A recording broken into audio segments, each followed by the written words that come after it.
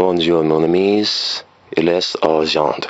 So it seems as if EA has taken it upon themselves to once again piss off consumers. Not that it matters to me or the likes of me, because, I don't really buy EA games. And then plus, I'm not really that surprised. Because when I first heard about EA deciding to do away with the whole online pass thing, which is, fucking retarded. Nobody likes this. It's, what I'm saying? I should be able to play the game online right when I buy it.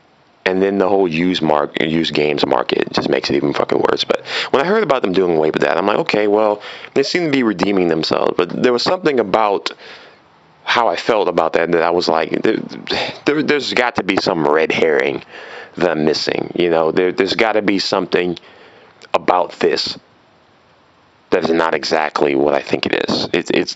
What is the catch-22 to them doing away with this? And when I heard about this, I'm like, well, there it is. Surprise, surprise. Let's fuck over people even more than we did before. That's a great business model. And I've made several videos about how I feel about EA before, and my disdain still stands. This doesn't really have much more to it other than, well, the only game I could see myself buying from EA for $80 fucking is Battlefield, and I'm not much of a Battlefield fan at all. I refuse to pay $80 fucking for a shooter that I like, especially if I like it, knowing that I'll probably have to pay about $100 more fucking in DLC in the coming months after its release. I may wait a little while longer, but it makes no sense to buy it at $80 when there's going to be some fucking limited edition or special edition or collector's edition or complete edition. EA's notorious for this shit. They were one of the first people to start releasing season passes for the damn DLC alongside with Activision.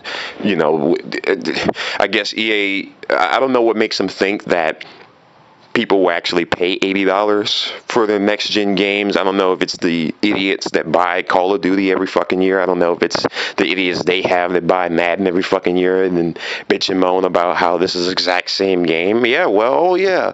Oh, man, why is this a stat upgrade? Why did I fucking buy this?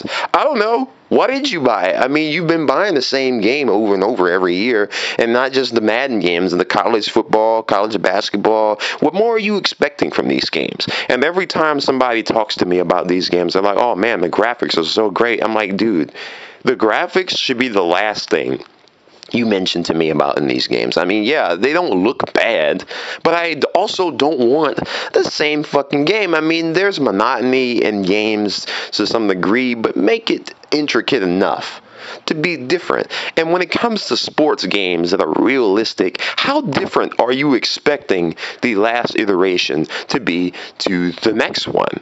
I can't see it. And the shooters are no different, man. I don't care how realistic you guys plan on making these games. It's not going to change the fact that you keep making the same ones over and over again. Activision has no other franchise. And as far as shooters, I think Battlefield's a stronger one, but not enough for me to pay $80 fucking for it.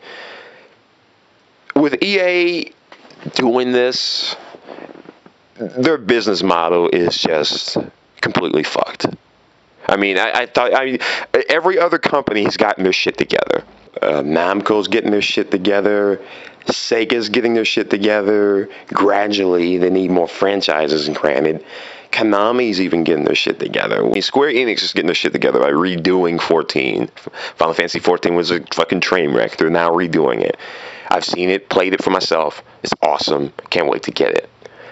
And then they got Final Fantasy 15 finally being released as a numerical part of the series from Final Fantasy Versus 13. And then Kingdom Hearts 3, a franchise that I thought I was done with, is finally getting released now. Or at least in development to be released. Capcom is still under fucking fire. They can't get their shit together. They can't get that right. And I'm not even going to list all the other fucking companies. It's just EA don't surprise me. They never surprised me with this sort of thing. They already had bad customer service, so I guess they're striving to have the worst customer service right next to Best Buy, right next to Walmart, right next to If God forbid you ever get put on hold on GameStop's hotline, there's that too. But I mean, there's really not much else I can say about this other than don't expect me to be buying any games for $80 fucking.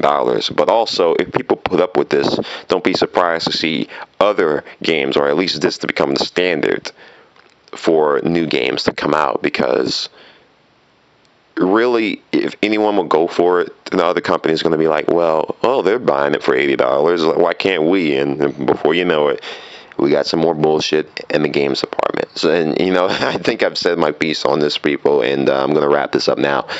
Au revoir, merci mon amis. Au revoir.